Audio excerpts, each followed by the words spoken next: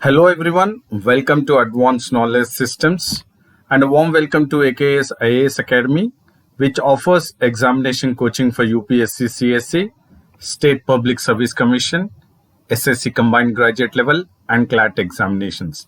And about me, I'm Sandeep Bhushan Tumala, and I take up the analysis of the Hindu newspaper of today's, that is of 29th of April 2021. And throughout my session, I would be emphasizing on the keywords and the key phrases, wherein we will identify the factual, analytical and conceptual questions which will be critical for UPSC prelims perspective. And while you try to imbibe the keywords and the key phrases for your answer writing for the mains examination, you would score higher marks in the mains examination because your answers for the mains examination would be precise and concise. And thereby, this session at AKS IAS Academy Daily News Analysis will certainly help you to crack both the prelims as well as mains of 2021. And before we get into the DNA of the newspaper, we would be focusing at the quote of the day. And the quote of the day says that life begins at the end of your comfort zone. So make sure that you are out of the comfort zone, and your life or your successful life only will begin at the end of your comfort zone. That means you have to move out of your comfort zone. And now we'll get into the DNA of the newspaper. And here it is very clear that the center has come up with an gazette notification. That is, the Ministry of Home Affairs has come up with a gazette notification in regards to the provision of the Government of National Capital Territory of Delhi Amendment Act 2021. And this, the one which has been issued, the gazette notification by the Ministry of Home Affairs, will come into effect from April 27, 2021. And the Government of National Capital Territory of Delhi Amendment Act 2021, which has come into the effect, gives the Lieutenant Governor of Delhi more power, that is more teeth, and significantly what it does, it waters down the powers. That means it will reduce the power of both the elected government and the legislative assembly. So this is the main analysis what we need to get into the mode of understanding the Ministry of Home Affairs, which has issued a gazette notification in regards to the Government of National Capital Territory of Delhi Amendment Act 2021. It gives the Lieutenant Governor more powers, and it reduces the powers or watered down the power to the elected government and the legislative assembly. And the Government of National Capital Territory of Delhi Amendment Act 2021, which has been issued a gazette notification by the center, it clarifies the expression of government. And the Act 2021 also addresses the ambiguity in regards to the legislative provisions, which will promote a harmonious relation between the legislative and the executive, that is, between the Chief Minister of Delhi and the Lieutenant Governor of Delhi. So these are the one which has the clarification in the Amendment Act 2021 through the gazette notification issued by the center. First, we will look at, it will clarify the expression of the word government, and it will address the ambiguities in regards to the harmonious relations which has to be between the legislative and the executive, that is the Chief Minister and the Lieutenant Governor. And this gazette notification, that is of the Amendment Act 2021, that is of the NCT, also defines the responsibilities of the Lieutenant Governor and the responsibility of the elected government. So it defines the responsibility of both, that is the Chief Minister, that is the Lieutenant Governor, and the elected government and the Lieutenant Governor. And it with these responsibilities should be along with the constitutional scheme of governance. So the responsibilities which has been defined would be in consonance with the constitutional scheme of governance of the NCT. Please do understand, the key phrase is constitutional scheme of governance. This is a key phrase of the NCT. So the definition in regards to the responsibilities of both the elected government and the lieutenant government would be in consonance or along with the constitutional scheme of governments. And this definition would be in related to the interpretation which the Supreme Court has given in its recent judgment in regards to the division of powers between the elected government and the lieutenant governor. So the definition in the NCT Amendment Act 2021 defines the responsibility which has been pronounced by the Supreme Court recent judgment regarding the division of powers between the elected government, that is the chief minister, and the lieutenant governor. And the NCT Amendment Act 2021 also will seek to ensure that the lieutenant governor is necessarily granted an opportunity, so that the lieutenant governor is certainly having an opportunity, or it has to be granted an opportunity to the lieutenant governor, so that he or she can exercise powers which are entrusted to him or her under the provision of clause 4 of Article 239 AA of the Indian Constitution. So please do understand which is the article which is also mentioned through the NCT Amendment Act 2021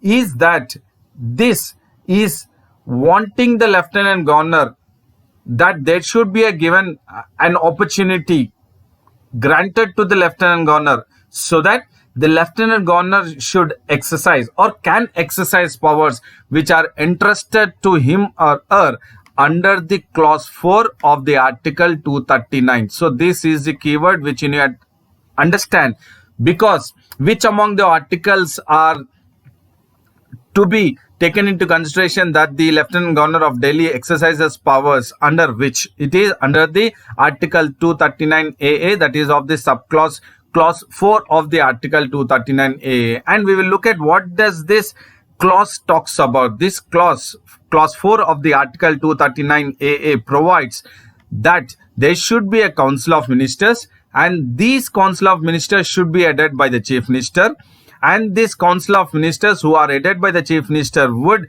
aid and advise the lieutenant governor. Please do understand here, as per the clause 4 of the Article 239 AA, which talks about that it provides that there should be a council of ministers headed by the chief minister, and this council of ministers headed by the chief minister would aid and advise the lieutenant governor. In what regards they would aid and advise the lieutenant governor?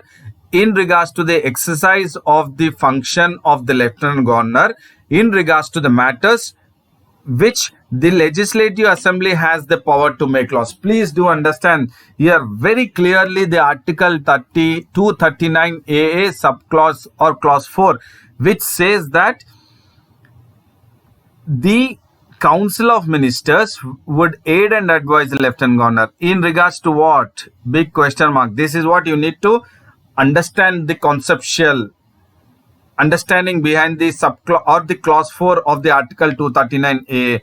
That is in regards to the exercise of the lieutenant governor of his functions, which are in regards to the matters in which the Legislative Assembly has the power to make laws. So whenever there is the Legislative Assembly which has the power to make laws, so definitely now the lieutenant governor will exercise his or her functions. So definitely what is that? Again, there is a, by Article 239 AA clause 4, there is very clear understanding that the lieutenant governor who is having a provision to exercise his function is definitely above the Council of Ministers, which are headed by the chief minister, which would aid and advise the lieutenant governor. So this is the understanding which you need to focus for polity perspective, that the kind of the responsibilities between the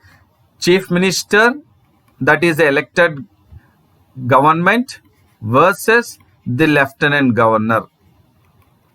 So in this entire episode, what we need to focus or what you need to stress upon is clause 4 of the Article 239 AA, which gives him the power to exercise his functions in which the Legislative Assembly has the power to make laws. So even though the Legislative Assembly has the power to make laws, this Legislative Assembly comprising the Council of Ministers headed by the Chief Minister would aid and advise the Lieutenant Governor in regards to what? in exercising the functions of Lieutenant Governor. For what? For the matters in which the Legislative Assembly has the power to make laws. So this is the main conceptual understanding about the Article 239AA, Clause 4 of the article.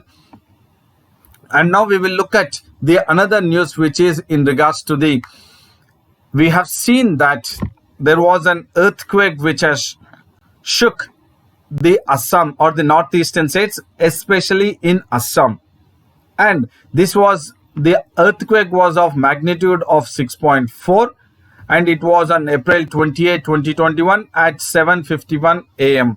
And because of this magnitude of 6.4 earthquake, 2 persons of Assam have died of shock and 10 persons have sustained injuries. And now we will look at from UPSC perspective.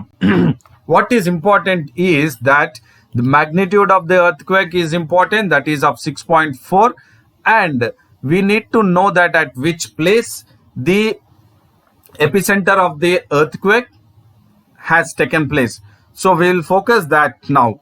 And this earthquake, which has struck with a magnitude of 6.4 in Assam, has felt across Northeast India, has felt in Bihar, West Bengal, Bhutan and Bangladesh. So that was the impact of the magnitude of 6.4 earthquake in Assam. And now we will look at who has said, that is the National Center for Seismology, that is NCS, has said that the epicenter of the earthquake was at the depth of 10 kilometers at Dekiajuli in Sonitpur district of Assam. This has been said by the NCS, that is National Center of Seismology, has brought in the exact epicenter of the earthquake, which had struck with a magnitude of 6.4 in Assam, was at the depth of 10 kilometers at a place called Dekiajuli in Sonitpur district of Assam. And as per the preliminary analysis which has showed, the location of the earthquake was Kopili fault, which is close to the Himalayan frontal thrust. So what is important for prelims perspective is the key phrase is the National Center of Seismology, which it has spoken about the epicenter of the earthquake. So the place is Dekiajuli in Sonitpur district of Assam. And this area is seismically very active. And this area falls in the zone, that is highest seismic hazard zone 5. So we need to understand how many zones are there from prelims UPSC perspective. And the magnitude 6.4 earthquake in Dekiajuli of Sonitpur district of Assam is at the highest seismic hazard zone 5. And this is area, or this seismically active area, is associated with collisional tectonics. And here in this collisional tectonics, it is the Indian plate which is subducting beneath the Eurasian plate. So we need to understand the two plates which are crucial for prelims perspective in regards to the tectonic or plate tectonics, that is collisional tectonics which is happening. And why this area is highest seismic hazard zone 5? Because it is the Indian plane which is trying to push the Eurasian plate, and in the process of Indian plate which is pushing the, or getting closer and pushing the Eurasian plate, the Indian plate is subducting beneath the Eurasian plate. We will look at from the map based, but here what is important is the two plates which are causing, or which has caused the Assam Dekiajuli Sonitpur district, which with a magnitude of 6.4, which is in the highest seismic hazard zone, is a collisional tectonics wherein Indian plate is subducting beneath the Eurasian plate. And we have seen in the highest seismic hazard zone 5, which we have seen on 2021 or April 28, 2021 with a magnitude of 6.4 earthquake. The last major earthquake in this region was with a magnitude of 6 on July 29, 1960. So almost after 55 to 60 years close to, and another earthquake has struck in the collisional tectonics wherein Indian plate is subducting beneath the Eurasian plate. So you need to understand here the keywords are the National Center for Seismology, the area Dekajuli in Sonitpur district, and the highest seismic hazard zone 5, collision tectonics, Indian plate, and then Eurasian plate. So now we will focus from map based, how it is important that we need to focus from map based, that is geography map based, which could be a critical for UPSC prelims perspective. So it is at the Dekajuli place in Sonitpur district. So this is the Sonitpur district in Assam, and it borders Arunachal Pradesh and very close to Bhutan also. That is why the magnitude of 6.4 at Dekajuli, which is at the depth of 10 kilometers place, has also impacted the countries which are bordering India, that is Assam, Bhutan and Bangladesh has also experienced the earthquake shocks. So this is at Sonitpur district in Assam, and the exact place is Dekajuli here, which is very close to Tezpur also. And now we will look at the collisional tectonic, which the Indian plate is subducting beneath the Eurasian plate. So if you look at here, India, the landmass 71 million years ago, and India today. So we can see that the Indian landmass, due to the continental drift theory, we can see that this is approaching towards north. It is approaching towards north. So 71 million years it was this place. If you look at sea, it is going in the direction to the north and then hitting the, or it is colliding with the Eurasian plate. And this picture is the India landmass 55 million years ago, and this one is at the 38 million years ago, and this picture is of 10 million years ago, and this is of today's what we can see. And certainly this is colliding with the Eurasian plate. So if you look at here, we have the Eurasian plate, wherein this Indian plate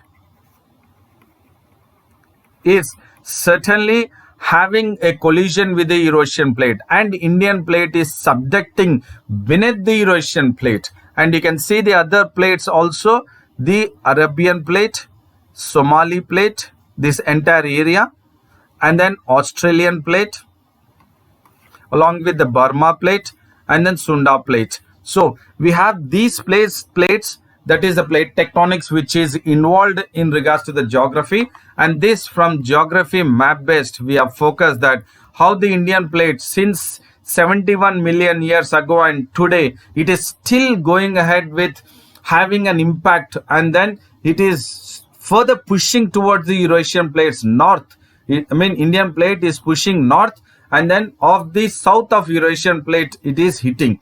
And then further the Himalayas, we can see that Himalayas are, that is why it is called as Young Fold Mountains. Himalayas are called as Young Fold Mountains. That is why these Young Fold Mountains of Himalayas are still young, and it is still, there is a possibility that the peak would rise, and it is rising. The reason is because the Indian plate is hitting and it is subducting below the Eurasian plate.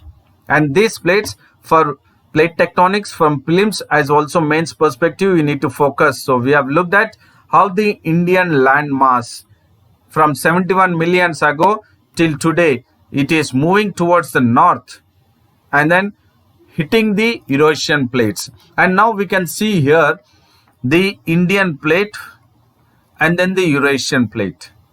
And thereby when Indian plate is getting very close to Eurasian plate, it is subducting. And then the Eurasian plates which is coming and then hitting the Indian plate, it is moving upward. So that is what is happening here. You can see here the Indian plate and the Eurasian plate, and you can see that the Indian plate is subducting. It is beneath the Eurasian plate, and in turn the Eurasian plate is moving upward, and the subducting of the Indian plate and the Eurasian plate, that juncture, that point, that the thrust is called as MFT, that is main frontal thrust. And this is the main frontal thrust which you can see this area, and this is the main frontal thrust wherein there is a possibility of earthquakes occurring.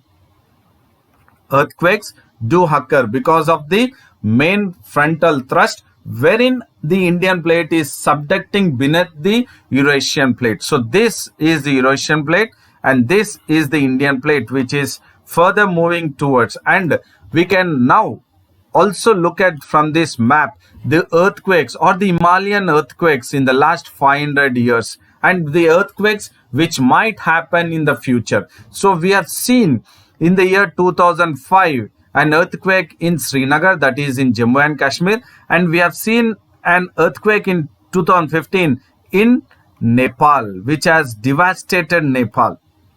Fine. And as we have seen that the last major earthquake in the region, that is at the highest seismic hazard zone 5, was in July 29, 1960. So definitely because of the collisional tectonics wherein Indian plate is subducting beneath the Eurasian plate.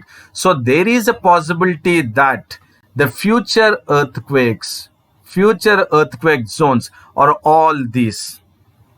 Even in Sikkim, we will experience a future earthquake zone in Arunachal Pradesh, in eastern Bhutan, and also in the central Himalaya at Pokhara, Central Gap, Almora, Nahan, and then Kishtwar. We have experienced one in 2005. So the one are the one, this indication are the one which are the earthquakes which might happen in the near future. So we have seen this area probably in Sikkim, which is very close to Guwahati and then Assam. We have seen after 1960, very close to almost 50 plus years, we have seen another earthquake with a magnitude of 6.4 at Dekai Juli of Sonitpur district of Assam. So Assam and Sikkim very close. So probably this we have, and then hope this might not happen, but it will certainly happen because of the Indian plate which is submerging or it is subducting beneath the Himalayan or the Eurasian plate, and that is causing the Himalayan earthquakes. So we have looked at from geography map based the plates and the way the Indian landmass is pushing northward from 71 million years ago and today, and then further we can see that the Indian plate is subducting beneath the Eurasian plate. And we have also looked at the epicenter, that is Dekai Juli of Sonitpur district of Assam, which is very close to Arunachal Pradesh or bordering Arunachal Pradesh and close to Bhutan. And now we will look at another news which talks about the 3 trade ministers have come forward, that is trade ministers of Australia, India and Japan have come forward and they have launched formally the SCRI. So this is the key word or key phrase for the acronym or the SCRI is Supply Chain Resilience Initiative, and this Supply Chain Resilience Initiative has been launched by the trade ministers of India, Japan and Australia, the 3 countries, and the SCRI aim is to create a virtuous cycle wherein this cycle will enhance the supply chain resilience, and this would be, enhancing the supply chain resilience would be with a view of eventually attaining a strong, sustainable, balanced, and inclusive growth in the region, that is with India, Australia, and Japan together. So please do understand the aim of the SCRI, that is Supply Chain Resilience Initiative, which has been formally launched by the trade ministers of India, Japan, and Australia, is to enhance the supply chain resilience, which it wanted to attain eventually strong, sustainable, balanced, and inclusive growth. So these are the 4 keywords which you need to focus, which is the aim of SCRI. So which among the following words are not the aim of the SCRI, that is Supply Chain Resilience Initiative taken up by the trade ministers of India, Japan, and Australia? They are, all 4 are, to eventually attain strong, sustainable, balanced, and inclusive growth. These keywords, please do understand: strong, sustainable, balanced, and inclusive. And the trade ministers of India, Japan, and Australia both agreed that, or they have identified that pandemic has revealed the supply chain vulnerabilities both globally and regional wise. So when they have understood that the pandemic has created supply chain vulnerabilities in the region and globally, so there is a need. They have understood that there is a supply chain vulnerabilities because of the COVID-19 pandemic situation, and they have taken a note that the importance of the risk management and the continuity plan, so that because of the supply chain vulnerabilities which have been created by the pandemic globally and regionally, there is a need for the importance of risk management. There is a need for the continuity plan, so that they can avoid, the 3 countries can avoid supply chain disruption. So this is another key phrase: to avoid the supply chain disruption, which was revealed by the COVID-19 pandemic, which has created the supply chain vulnerabilities. And to avoid the supply chain disruption, the 3 countries' trade ministers have noted the importance of risk management and the continuity plan, so that they would have a supply chain resilience initiative which would have a strong, sustainable, balanced, and inclusive growth in the region. And the joint measures have also been taken up by the trade ministers of India, Japan, and Australia, that they would wish to consider to support or include this supporting the enhanced utilization of digital technology and trade, and about supporting the investment diversification, so that the kind of this support or the joint measures taken up by the India, Japan, and Australia trade ministers is aimed at reducing the 3 countries' reliance on China. So what is important with the supply chain resilience initiative is to attain strong, sustainable, balanced, and inclusive growth, and with taking few other joint measures is to have a support the enhanced utilization of digital technology and trade, and to have the support of the investment diversification, so that the 3 countries would reduce their reliance or reduce their dependence on China in regards to the supply chain system. So thereby the supply chain disruption or the supply chain vulnerabilities which have been created by the COVID-19 pandemic has been understood, and they have taken into consideration, that is India, Japan, and Australia. And in fact, the 3 countries' trade ministers have formally launched a supply chain resilience initiative, which would be a strong, sustainable, balanced, and inclusive growth in the region. And now we will look at what kind of response the China has put forth in regards to the SCRI, that is Supply Chain Resilience Initiative, by the 3 trade ministers of India, Japan, and Australia. The foreign minister of China has described the artificial industrial transfer. So what China has how China has looked at the supply chain resilience initiative is, it has looked at supply chain resilience initiative as artificial industrial transfer. Please do understand, this is the way it has looked at the SCRI of the three trade ministers or of the three countries, that is India, Japan and Australia, as artificial industrial transfer. So this is the key phrase, artificial industrial transfer,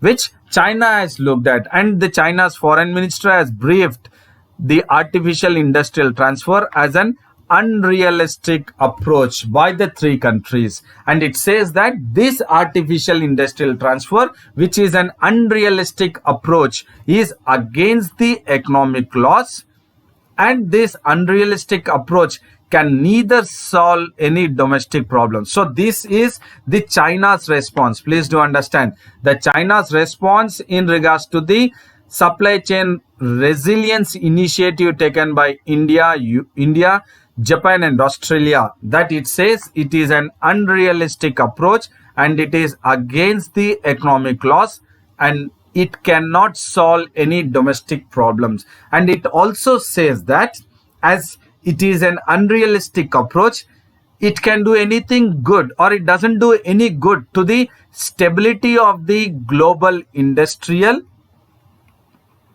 and it will not do any good for the supply chain. And it says that the Chinese foreign minister says that as it is an unrealistic approach, it doesn't do any good for the stable recovery of world economy. So the way the China foreign minister has described the unrealistic approach is against the economic laws. It cannot solve any domestic problems. It cannot have any stability of the global industrial, nor it can have the stability in regards to the supply chains, and it will not do any good for the stable recovery of world economy. So this is the response of China. So we have looked at the way the three countries have come forward to formally launch the SCRI. What is that the three countries are eventually wanting to attain, that is a strong, sustainable, balanced and inclusive growth. But China is looking at it as a artificial industrial transfer, as it is an unrealistic approach.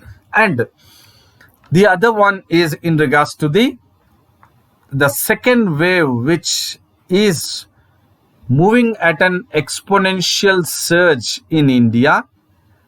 The rating agency says that the second wave will hurt India's recovery, that is economy.